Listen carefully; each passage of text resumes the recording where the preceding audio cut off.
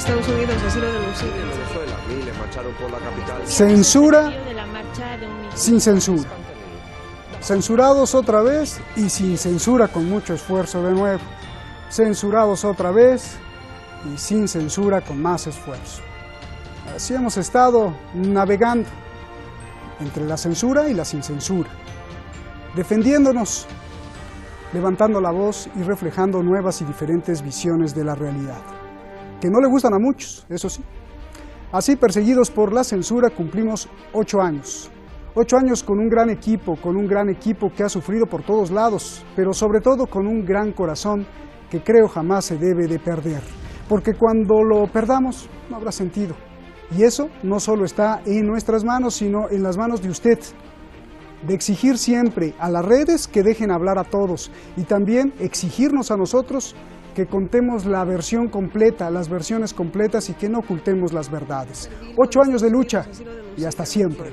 Soy Roberto de la Madrid y esto, desde cualquier parte del mundo, Detrás de la Razón.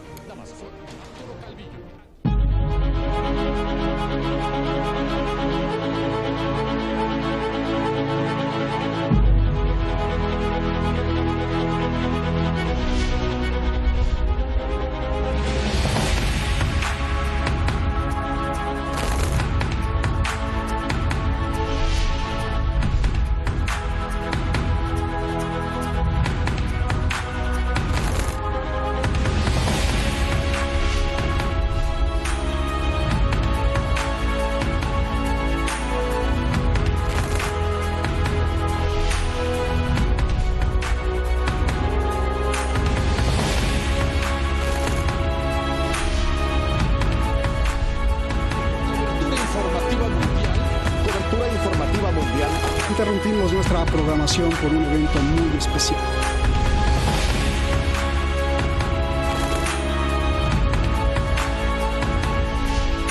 Cobertura informativa mundial a través de Hispan TV. Soy Roberto de la Madrid.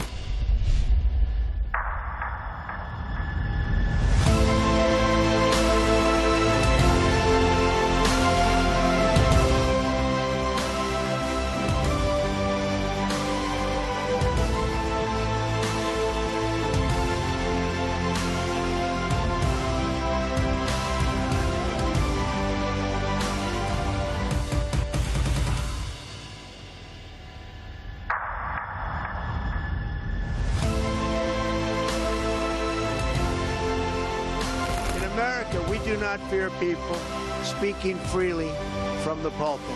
We embrace it. People having the power to express themselves at scale is a new kind of force in the world. But I actually believe that the much bigger story is how much these platforms have decentralized power by putting it directly into people's hands.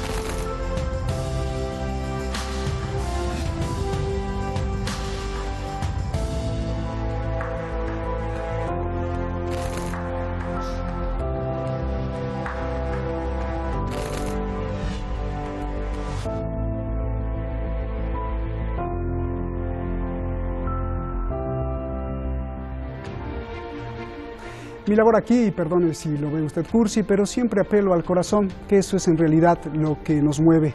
Porque cuando morimos, pues no importa cuánto hicimos, ni cuánto éxito, ni cuánto dinero, sino lo único que valdrá será esa energía de haber compartido, reído y amado. Por eso, estos años que he estado aquí, Se los dedico a mi madre Julieta, a Rosita, a mis hermanos, a Julio Antonio, a mi novia, a quien me trajo aquí, y a mis amigos, al director de la cadena, por supuesto, Ali Yaredar, y a mis amigos, porque sabe usted, no son mis compañeros de trabajo, ni son mis colegas, son mis amigos los que hacemos Detrás de la Razón y todo esto que usted ve. Y todos les damos a usted las gracias por mantenernos en las listas más altas de preferencias en el mundo. Muchísimas gracias. Hoy tenemos dos grandes, ya los vemos aquí en el Videogol, dos grandes, el gran periodista con una labor incansable tanto en Estados Unidos como en México y ahora en todo el mundo, Rubén Luengas, y el gran abogado internacional, experto en cómo la historia y la realidad esconden y exhiben también los grandes retos del ser humano, Francisco Fernández Cruz Sequera. Un placer a los dos tenerlos aquí. Tengo muchas preguntas, les ruego a los dos respuestas muy cortas. Rubén, comienzo contigo. Antes de entrar a hablar de la censura, hemos cumplido 8 años, te pregunto, ¿cuál es la importancia de medios como Hispan TV, como Detrás de la Razón o como Entre Noticias, tu canal, rubenluengas.com? ¿Qué hemos ganado como programas y como público también? Porque te confieso que yo también te veo, por favor. Primero que nada, un saludo para ti, para Francisco, para tu audiencia y felicitaciones. Cuando el trabajo se hace bien, con convicción, hay que felicitarlo y hay que celebrar cuando se hace bien el trabajo. Por lo tanto, me uno a la celebración de ustedes y han sido como salmón contracorriente respecto a la importancia del espacio. Es muy importante en un mundo donde se busca la estandarización en casi todos los aspectos, la estandarización del gusto estético, la manufacturación de la llamada opinión pública, que debieran ser opiniones públicas.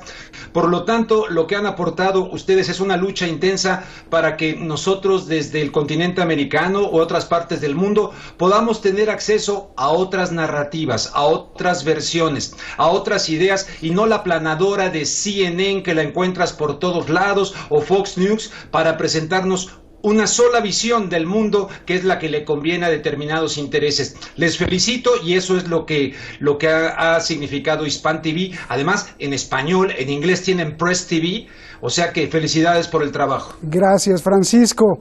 Gracias por estar aquí. Antes de hablar de la censura, ¿cuál es la importancia que haya foros como estos y analistas como Rubén, como tú, que se puedan expresar?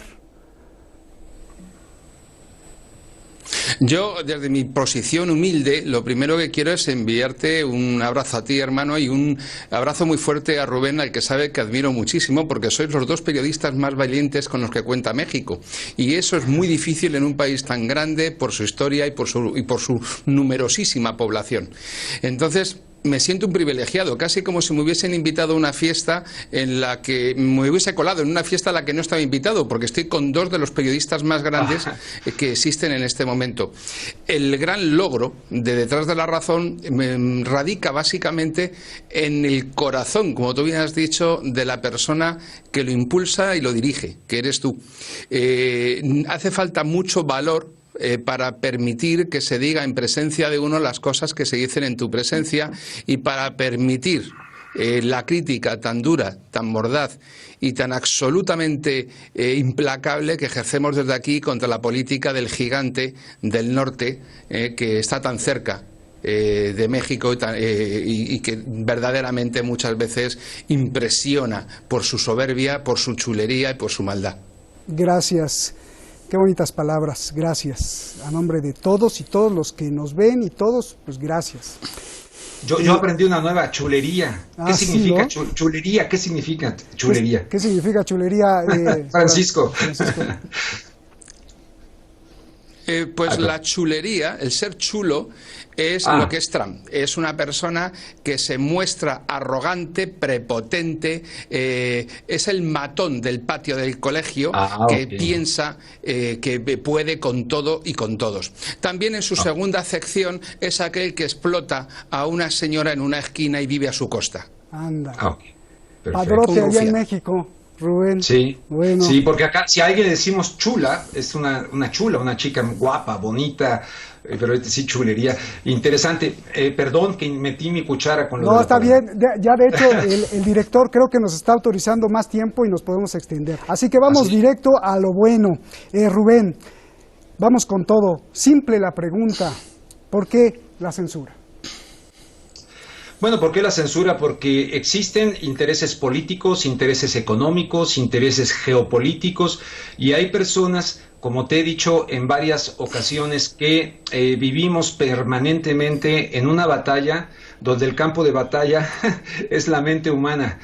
No permiten que la gente genere conciencia. Hay intereses que les conviene tener a la humanidad en un estado de indefensión y en un estado de shock para poderla manipular a su antojo, y en ese sentido la formación, la creación de la opinión pública es muy importante para que puedan prevalecer esos intereses, que pueda prevalecer una élite, que pueda prevalecer los de arriba y montándose en los de abajo. Así de sencillo, al margen de derechas e izquierdas, que para mí ya francamente esta geometría política derecha-izquierda se me hace un poco anacrónica. Ahorita es, ¿salvamos a la humanidad y al planeta o no la salvamos? ¿Estamos en contra de un sistema depredador o estamos a favor? Y hay gente que lo único que necesita es una información distinta para que le caiga la chispa que le permita entender el mundo en el que vive y tomar una posición. Los dueños de los medios de comunicación, los poderosos del mundo, no quieren eso y por eso la censura. Bien, te voy a seguir preguntando. A ver, Francisco, pues ¿por qué nos censuran?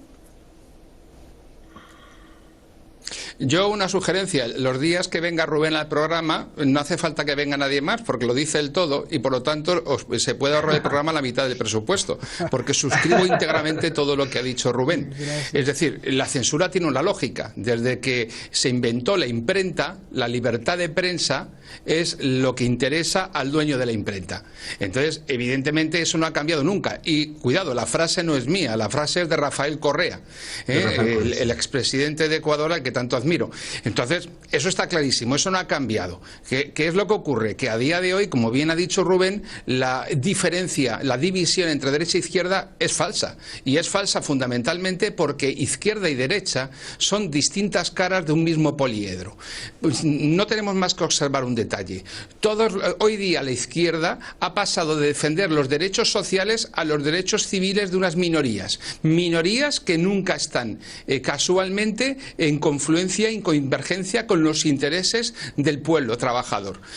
En todos los países y en todos los lugares, ¿qué es lo que se pretende? De una o de otra manera, desmontar el marco geográfico en el que se traducen y se concretan los derechos sociales, es decir, el ámbito de decisión del Estado. ¿Por qué? Porque si se debilita el Estado, se debilita la capacidad para imponer leyes, para imponer normas que protejan los derechos sociales de una inmensa masa trabajadora.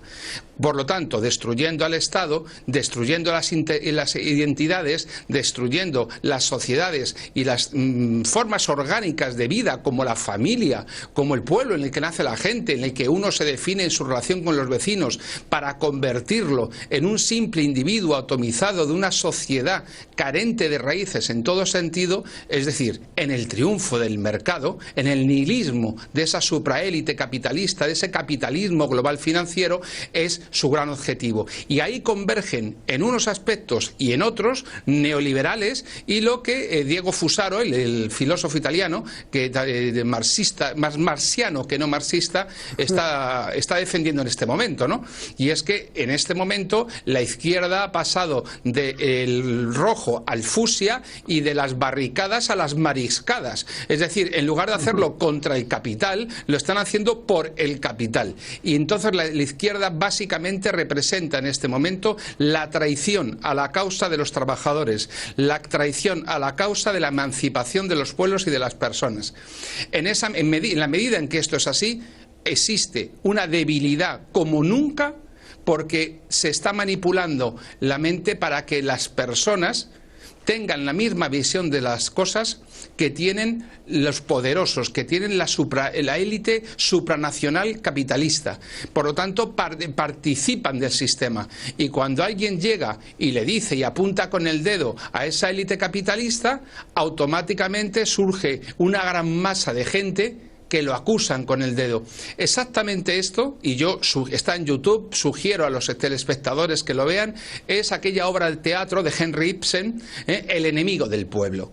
Efectivamente, los tontos son mayoría, y allá donde vayamos, la mayoría de los tontos se impondrá. Y eso es lo que están haciendo con los medios de comunicación hoy día. Por eso no quieren los vídeos de Hispan Televisión, para seguir fabricando tontos sin capacidad crítica.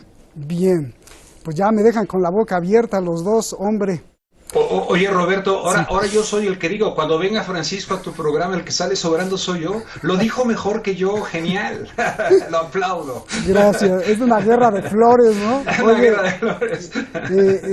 Rubén, sigo Sí, con dime. por qué la censura, y vamos a Es ponerle lo malo de nombre. venir entre amigos, ¿no? Sí, ¿no? Sí. A ver, el sionismo.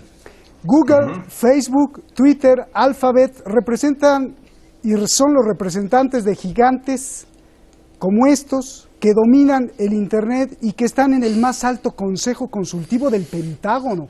¿Por qué? Ahí desde ahí creo que empiezan las cosas sospechosas, Rubén.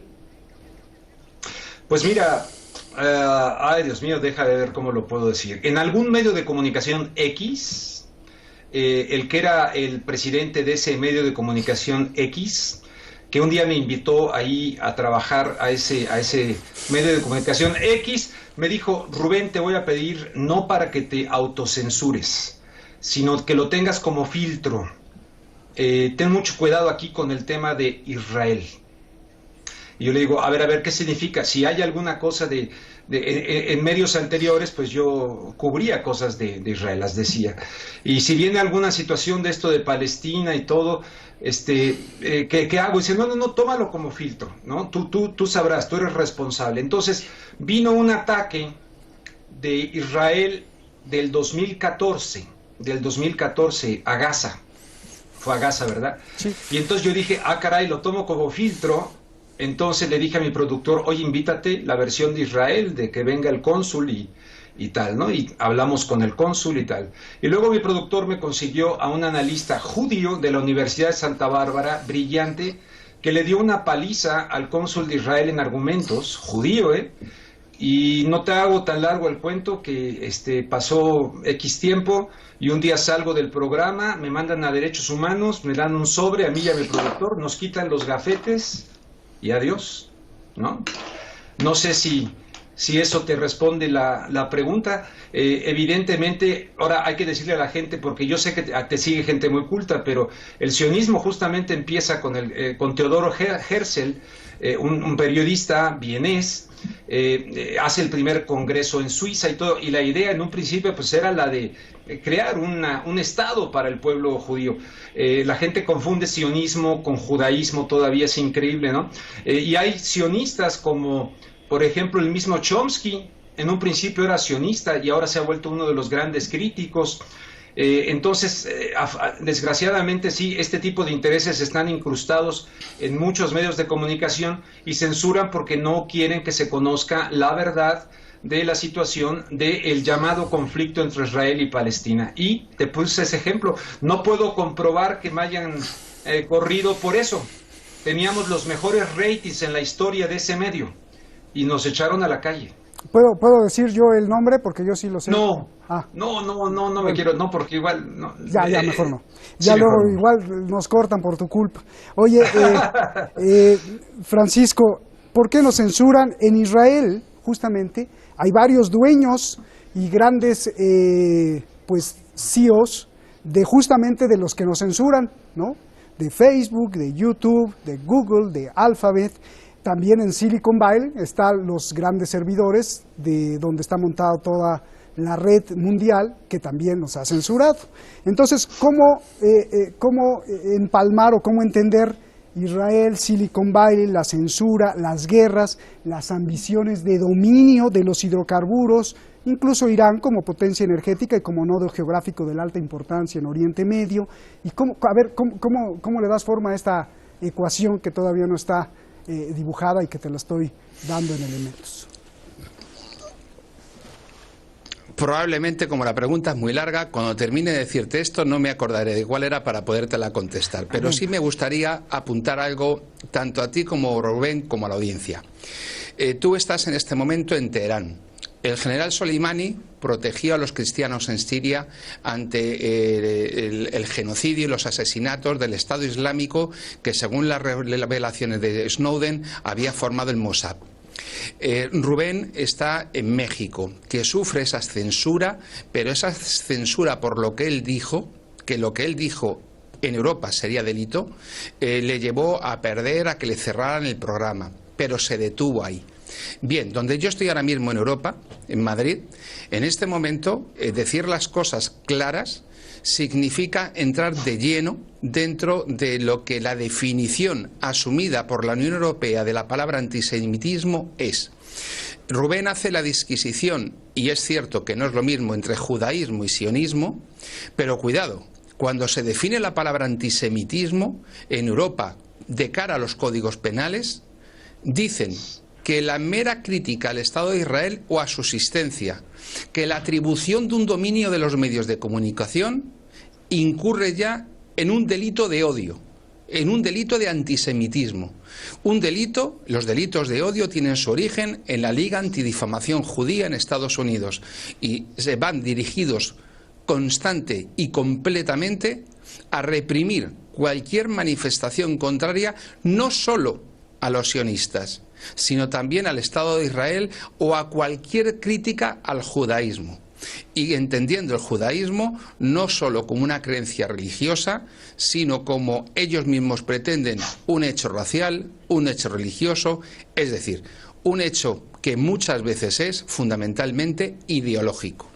Bien, contestar a esta pregunta hablando sobre, como ya he hecho otras veces, sobre si existe o no existe un dominio de este grupo de personas sobre los medios de comunicación, o si determinan la política de Estados Unidos, o sobre si lo que están haciendo en Gaza es un genocidio, y la operación de la que ha hablado Rubén se llamó Margen Protector, fue en 2015 y provocó 3.557 niños heridos y 500 niños muertos en el lado palestino por un niño israelí muerto. Ese es el desequilibrio que existe hoy día entre Palestina e Israel. Una diferencia de 1 a 4.000.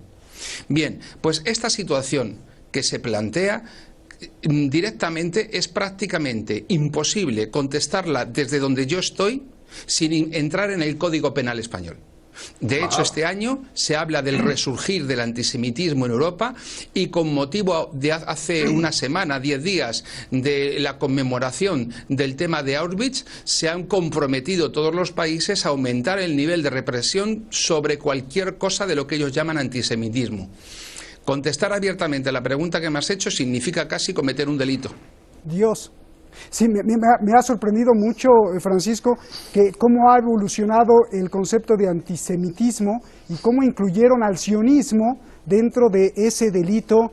Y qué desgracia lo que estás diciendo, si la gente nos está viendo, es una desgracia para la libertad. La mera afirmación. Sí. Es decir, que Rubén cuente lo que él ha vivido de primera mano, atribuyendo un poder de veto o de censura a ese tipo de personas en un medio de comunicación, aquí ya sería delito. Es más, sería suficiente como para que Rubén no trabajase en ningún medio de comunicación nunca más. Dale. Bueno, pues de hecho eso parece, pues no trabajo en ninguno. Oye, déjame decirte que curiosamente, fíjate, en paz descanse, mi mejor amigo durante mis años de vivir en los Estados Unidos era judío, argentino, de Córdoba, con familia en Israel.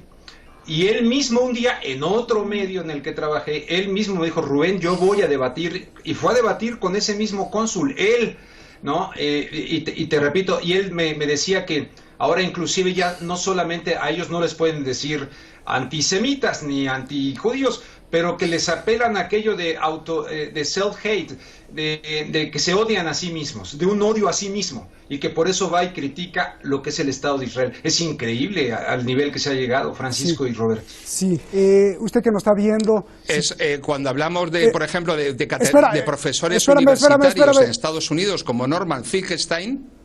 Francisco, espera. Yo le agradezco mucho que usted nos esté sintonizando. Si quiere ver la segunda parte de este programa, bueno, búsquenos ahí en YouTube y en las redifusiones por Hispan TV. Muchas gracias por estar con nosotros. Seguimos más adelante y le repito, en YouTube está la segunda parte. Gracias Francisco. Ahora sí, Finkelstein, como decías, por favor. Sí, Norman. Sí, en Estados Unidos, por ejemplo, Norman Finkelstein, que es judío y que su madre falleció durante la Segunda Guerra Mundial en un campo de internamiento alemán, escribió un libro que se titula La industria del holocausto y cómo Israel ha estado explotando y la minoría judía ha estado explotando constantemente esa cuestión en su propio beneficio. Bien, pues lo único que ha conseguido ha sido arruinarse completamente la vida, vivir en un apartamento de mala muerte en Nueva York, perder todos los honores, cargos, dignidades y posibilidades de seguir editando y, por supuesto, perder todo puesto desde el cual pueda ejercer la docencia. Y eso que él ha entrado en contradicción pública con quien ha querido y ha debatido con quien ha querido. Es decir, la libertad de prensa no es más que la libertad del dueño de la imprenta, Rafael Correa. Bien, a ver, ya pues usted que nos está viendo, pues ya le quedó clarísimo por qué la censura, no solo para nosotros, sino en el mundo entero. Toque ahí ese punto y es usted censurado. Rubén, la hipocresía. ¿Qué hay en las mentes de todos estos mandatarios, presidentes, líderes que dicen proteger al pueblo y hablan de libertades? Y es mentira. Ya sé que, como nos los has explicado, pues son sus intereses. Pero ¿qué hay en su mente? A ti que te gusta hablar del campo de la mente. ¿Puede ser una mente criminal? ¿Es lo mismo que un terrorista, solo que no usa explosivos? Bueno, a veces sí, cuando uno habla de más. Por favor. Estoy absolutamente convencido de que gran parte de las personas que llegan a gobernar a los países, gran parte de ellas, no están bien de sus facultades mentales. Yo no soy psiquiatra, pero no necesito serlo para darme cuenta, por ejemplo, del señor Donald Trump. Se lo he consultado al doctor Ernesto Lamoglia y a otro que ahora no recuerdo el nombre, y ambos coinciden en que evidentemente toda su actitud refleja el de una persona que vive en una patología, evidentemente de la soberbia, del narcisismo, etcétera. En el campo aquí mexicano, tú recordarás aquella entrevista que le hice a Vicente Fox Quesada, ya siendo expresidente, en Los Ángeles, California. Hubo un psiquiatra que fue consultado por el periódico El Universal y que dijo que Vicente Fox tenía un narcisismo compensatorio, que es un concepto. En fin, hay muchas patologías de estas personas que incluso muchos de estos están metidos hasta el cuello en la pederastia, en las drogas, pero se presentan como muy limpios, como muy transparentes. Entonces hay una patología. El ser humano muchas veces primero, y una vez que tiene dinero y el dinero no le llega a satisfacer, no le llega a llenar, entonces va por el poder. Y el poder sobre los otros, de poder controlar a los otros. Y una vez que ni aquello, ahorita, ¿a qué puede aspirar Trump? ¿A tener más dinero? Pues tal vez sí, porque quizás quiera hacer. Y luego a reelegirse, y es el poder. Pero no tienen llenadera estos tipos. Y eso muchas veces responde a problemas mentales, a problemas psiquiátricos que se van formando desde la infancia. Infancia es destino. Por eso tenemos que sanear, como decía la doctora María Montessori, la mente de los niños son una esponja húmeda. Tú la metes a una agua contaminada, sucia, de violencia familiar, etcétera, y la resiliencia Puede darse en algunos casos, pero no en todos. Somos personas marcadas por nuestra infancia y sin ser psicólogo te puedo decir que habría que rascar un poquito ahí para ver cómo sanamos a los niños que tenemos dentro. Pero si esa patología la llevamos al poder, a tirar bombas atómicas como Harry Truman, que dijo que Dios nos ilumine con sus designios para la utilización de la bomba, oye, es de locos, nos gobiernan locos en gran medida. Bien, y ahí está el problema con la censura. Francisco, tú que eres experto en criminología, abogado internacional, y que sabes qué tienen los criminales dentro de la cabeza, te pregunto, ¿el censurador tiene una mente criminal o qué tiene? El censurador, de alguna manera, fue ese individuo gris, frío, que actúa como un simple funcionario. Ahí ha habido experimentos como el de Stanley Milgram y otros en el que se ha podido verificar cómo una persona puede causarle cualquier mal a otra con una frialdad absoluta solamente porque se lo ordenan. También están por ahí lo que estudió en su día Hannah Arendt, ¿no? Pero en este momento Rubén has puesto una visión que es casi marxiana, no marxista, pero sí marxiana de la realidad. Marx decía que al que se le llamó el maestro de la sospecha, decía que realmente había que acudir a las causas profundas de la vida, de la realidad, y él trató de hallarla superando lo que esa idea hegeliana de apariencia para ir a la causa última, a los móviles últimos de las cosas. Verdaderamente, ¿cómo pensamos las personas corrientes que alguien que no tiene nunca frustración ni límites a su deseo puede crecer con normalidad? ¿Qué frustración a su deseo o a sus límites tiene esa élite globalista que ha nacido enriquecida pensando que siendo capaces con su dinero de pervertir, de comprar, de corromper cualquier institución, de comprar cualquier persona, de obtener cualquier placer? ¿Qué tipo de psicología resulta de esa visión ilimitada para la voluntad de la vida? Si precisamente lo que nos faculta como personas maduras es aprender a tolerar la frustración del deseo no conseguido. Y evidentemente en casos como Trump no se produce así. Tenemos multitud de ejemplos en la historia. La gente suele acudir a los tópicos convenientes, al sistema de comunicación de los grandes dictadores o de figuras de este tipo. Pero como acertadamente ha expuesto Rubén, está el caso de Truman, una persona que era masón, que creía en el gran arquitecto del universo y que por supuesto estaba muy lejos de cualquier idea de un Dios bondadoso. Pero tenemos el caso de Trump. En España tenemos el caso de un tipo de rasgos psicopáticos como es el propio Pedro Sánchez, presidente del gobierno en este momento.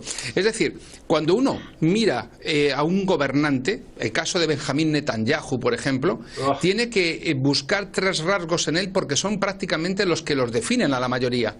El narcisismo, es decir, la incapacidad para ver el mundo si no es a través del yo, la psicopatía, que es ese narcisismo en grado extremo, pero con perfecta capacidad para distinguir el bien y el mal, pero absoluta indiferencia ante el mismo, pendiente solo de sus propios resultados.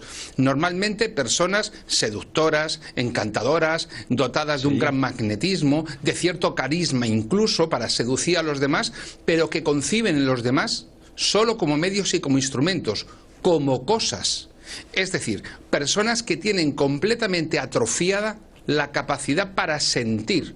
Pueden tener sensaciones, pueden tener emociones, pero lo que no pueden tener son sentimientos profundos. Pueden tener estados de ánimo, pero lo confunden. Ellos no tienen compasión, no compadecen a otro. No tienen la capacidad para ponerse en el lugar de otro y pensar lo que otro vive. Por eso, casos como este de 2015, en el que en esa operación Margen Protector se hiere a 3.500 niños y se mata a 500 niños. Es decir, ¿en qué cabeza cabe hacer eso contra niños indefensos que sobreviven en el mayor campo de exterminio? Decir esto ya también casi es delito. En el mayor campo de exterminio que hemos visto en la historia de la humanidad, Gaza y Cisjordania. Entonces, tenemos que buscar la explicación de muchas de sus conductas, de muchas de sus decisiones, en ese rasgo de sociópatas, de psicópatas, de narcisistas que todos ellos tienen. Un ejemplo paradigmático: Hillary Clinton, cuando habla de la muerte de Gaddafi. Sí. Que se ríe a carcajadas, mientras en un espacio que ella piensa que no la están grabando, habla de cómo asesinan a Muammar el-Gaddafi. Por cierto, uno de los países más desarrollados de África, que ha retrocedido prácticamente a la edad de piedra. ¿Qué dijo Rubén? Llegó a un país vecino, le iban a entrevistar y dice: "We came, we saw, he died, ja, ja, ja, ja, ja". Y la conductora también se ríe, con la precisión que lo está. Y fíjate, te doy otro ejemplo también, aparte de Hillary Clinton, psicótica, o bueno, no psicótica, pero Madeleine Albright, quien fuera secretaria de Estado de Bill, psicópata, exactamente la palabra, de Bill Clinton. Hay una entrevista que le están haciendo en CBS, me parece, en CBS, y oiga, le dice la presentadora: señora secretaria de Estado, pero en los tiempos de las sanciones económicas a Irak hubo la muerte, creo que le habla de 1 millón de niños. Y entonces esta dice: si ese es el precio que tienen que pagar por la democracia, lo vale. O sea, cientos de miles de muertos de niños para la que fuera secretaria demócrata, Madeleine Albright de Bill Clinton. Ahí están en YouTube los videos. O sea que es otro ejemplo de esta psicopatía, ¿no? Bien, me acuerdo de esta operación Margen Protector. Aquí un apunte, Roberto. Venga, Francisco. Y un apunte, Roberto. Observen un detalle, los televidentes. Los secretarios del Departamento de Estado y los presidentes de la Reserva Federal, ¿de qué son? No sé. Son siempre lo mismo, judíos. Ah, bien. Bueno, recuerdo aquí esta operación Margen Protector. Estuvimos informando y cubriendo Isabel Pérez allá en Gaza, imagínate, y todo el equipo de nosotros aquí y un servidor durante 40 y tantos días viendo la muerte.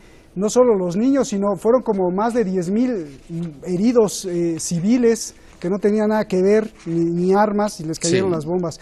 Rubén, a ver, voy a meterme en un terreno todavía más peligroso con la censura. ¿Qué tanto?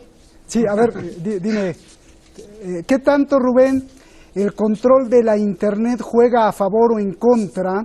Por ejemplo, ahora con el contagio del coronavirus y la coincidencia de que aparece justamente en un momento vital entre Estados Unidos y China en una guerra económica que podría devastar a los dos países y al mundo entero, económicamente primero. Rubén. Bueno, ¿qué te parece si tomo un avión a Madrid y tú tomas otro avión a Madrid y nos encontramos con Francisco en el Pimiento Verde, un restaurante vasco que está muy cerca del mercado de San Miguel, y ahí te digo todo? No, no es cierto. No, mira, sería buenísimo, ¿no? Pero tal vez si un día encontrarnos ahí en el maravilloso restaurante. Ah, bueno, me encantaría. Oye, pues le he puesto en mi computadora de acá, en este de acá, he tratado de ver aquí para echar y resulta que no baja el programa, no se puede y no sé qué. En cambio, si bajo CNN, ahorita baja así inmediatamente. De tal suerte que me preguntabas del internet, pues mira, si antes a mí una vez en una estación de radio de aquí de México llegó el gerente de la estación, estaba yo entrevistando a Cuauhtémoc Cárdenas, llegó y en el comercial me pega así en el escritorio, o sea, aquí no existe el PRD. Bueno, un acto de censura casi soviético, ¿no? Brutal, ¿no? Bueno, ahora hay muchas otras formas de censurar. Por ejemplo, te pueden manipular los ratings. ¿Quiénes manejan las empresas de los ratings? Investígate por ahí.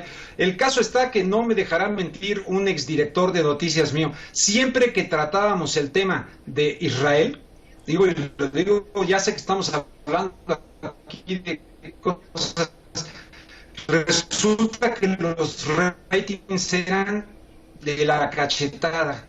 Entonces la gente decía, ya ves, esto no es sexy, tenemos que al menos como hipótesis, evidentemente hay una manipulación también de a quién se premia y a quién no se premia con. Y esto en las redes sociales yo creo que también se puede hacer, y muchos de los dueños de estos aparatos de tecnológicos de ahora, pues tienen intereses bien definidos, no en cuanto a una tierra prometida, sino en cuanto a una tierra prometida.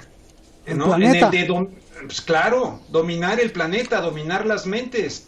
Y uno de los temas donde más resbala mucha gente, a veces resbalan haciéndose tontos, a veces resbalarán no sé por qué, pero que incluso son inteligentes. Cuando llegan al tema de Israel históricamente, defienden lo indefendible. Que conste, yo no estoy eso de que el holocausto no existió y que hay que tirar a Israel al mar, no, por supuesto que no. Yo estoy en la postura de el gran director de orquesta y pianista argentino Daniel Barenboim, que incluso creó una orquesta entre músicos judíos, israelitas, músicos árabes, el diván le llamó a esta orquesta, para justamente buscar un diálogo, algún tipo de reconciliación.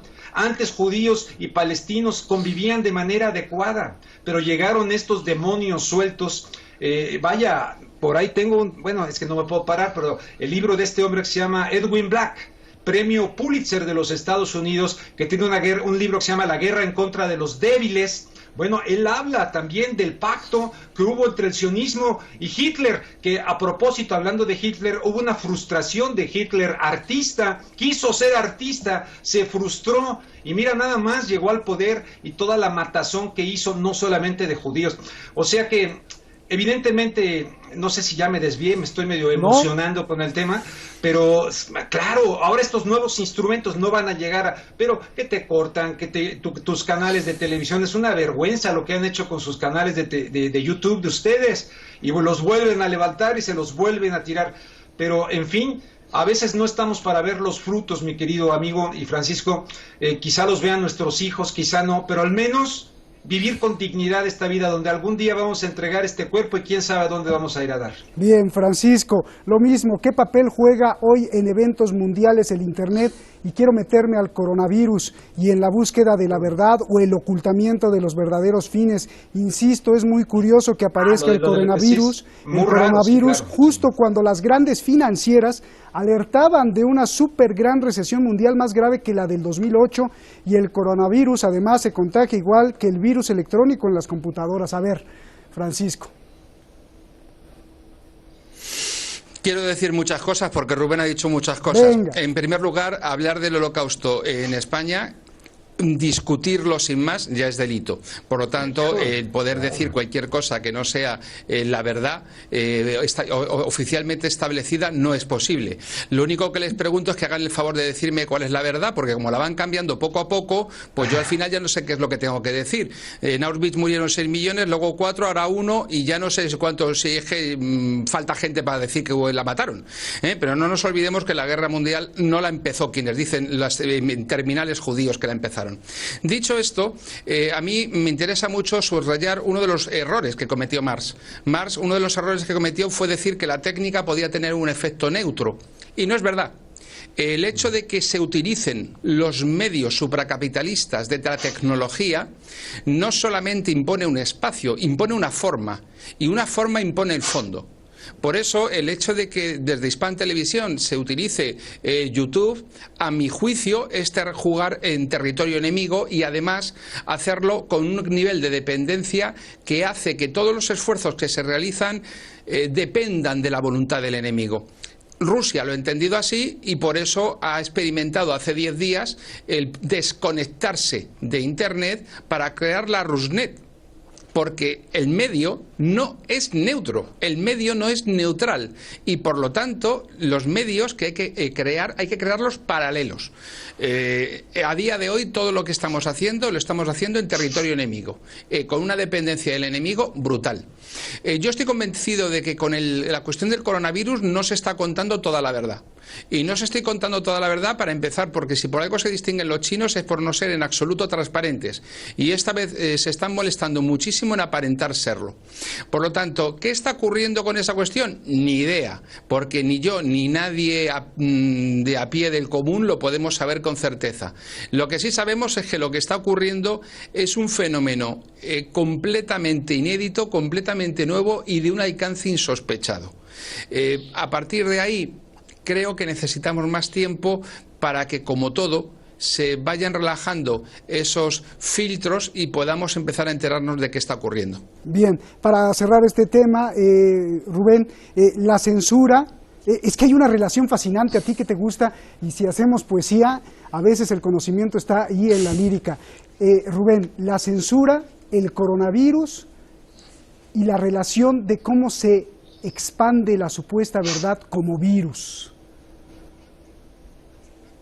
¿Tú recuerdas cuando aquí en México todo el mundo andaba? Yo estaba en Estados Unidos y hablé de la dictadura de bata blanca, porque se pasaron algunas leyes con Felipe Calderón cuando había toda esta cuestión de la cuestión de la influenza acá en México, mientras yo entrevistaba a personajes. No voy a decir que sea la dueña de la verdad ni mucho menos, pero es un referente, la debe conocer Francisco muy bien, la religiosa Forcades catalana, que hablaba acerca de las vacunas y tal. Lo que sí supe es que ese medicamento que se dio entonces para el virus, el Tamiflu, resulta que benefició. ¿A quién creen que benefició? Y búscalo ahí en internet, porque estamos en terreno enemigo, pero nos deja buscar algunas cosas. A Donald Rumsfeld, el secretario de defensa de Bush, era uno de los principalmente implicados en el Tamiflu, en el viral, y luego el negocio de las vacunas y tal. O sea, de eso me habló. Hay también un español que es Miguel Jara, que él investiga mucho de esto. He estado investigando a ver qué dice, pero por lo pronto ya alerta acerca del gran negocio de las farmacéuticas. Por lo tanto, sí se presta totalmente, para no vernos conspiranoicos, pero se presta a una gran reflexión, porque son capaces de eso y más en un momento dado para distraer, ¿verdad?, el campo de batalla, la mente, los misiles, y sobre todo que ahorita lo peor que puede ocurrir es que nos apoderemos del pánico en la humanidad con esto del famoso coronavirus. Y ya ves acá en México cómo son los mexicanos. Ya han sacado aquí a borrachos tirados, rodeados de cajas de cerveza Corona, y dicen las primeras víctimas del coronavirus en México. Bueno, al menos se toma con cierto humor, pero evidentemente sí creo que, como dice Francisco, que sabemos menos de lo que realmente gira en torno a este virus. Bien. Vámonos para el final. ¿Hacia dónde vamos como especie? Bueno, a ver, Francisco, venga. Sí, solamente quería apuntar que nuevamente viene a cuento hablar de esa obra de teatro, del enemigo del pueblo de Ibsen, porque no quiero hacer spoiler ni destripar la obra para quien no la haya visto, pero plantea todo este debate, lo resume Ibsen hace ya más de 100 años, con un tema que guarda relación con algo análogo al coronavirus. No digo más para no estropearlo, pero cualquiera que lo vea en YouTube y que tenga hora y media va a entenderme por qué lo digo. Es exactamente el mismo caso, el cómo el poder en un momento determinado oculta un peligro para la vida a partir de la salud pública por interés de dinero. Claro, y tampoco hay que olvidarnos de Fuente Ovejuna. Oye, Francisco, ¿hacia dónde vamos como especie humana? Con la censura y con la libertad que experimentamos.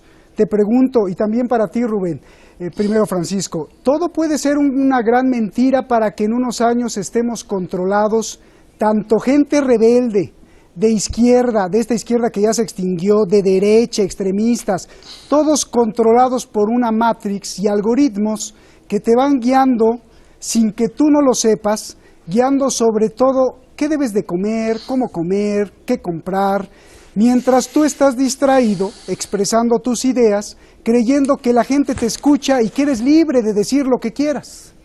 A ver, Francisco. Yo lo que creo es que si queremos tener un conocimiento exacto del futuro, lo mejor que podemos hacer es leer las mejores crónicas sobre el futuro que ya están escritas en el pasado. 1984 de Orwell, Un mundo feliz de Aldous Huxley y Fahrenheit 451 de Bradbury. Son las mejores descripciones del mundo distópico hacia el que nos encaminamos.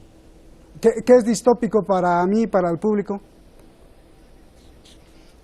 Francisco. Distópico es un mundo absolutamente imposible de la perfecta tiranía, algo que nos supera completamente cualquier forma de imaginación que podamos imaginar de tiranía perfecta. Bien. Un mundo, una distopía es lo contrario de la utopía, es el paradigma del mal. Bien. Rubén, me preocupa mucho esto de la censura y siempre he tenido, más con tus intervenciones sobre la mente humana, siempre me ha preocupado mucho que a lo mejor en el futuro pues todos creamos que estamos súper libres y hablamos y contra del dictador, en contra del sistema, en contra del socialismo, en contra del comunismo, en contra del capitalismo, del imperialismo, y nos dejan hablar de todo, pero en realidad no sabemos que estamos controlados en nuestras medicinas, en nuestros alimentos, en nuestras compras que hacemos, y estamos controlados por un gran algoritmo que nos va llevando a darle dinero, riqueza, a solo una Matrix. ¿Es posible que esto nos vaya a ir pasando en el futuro y habría que estar preparados o no hay que estar preocupados, o cómo lo ves tú?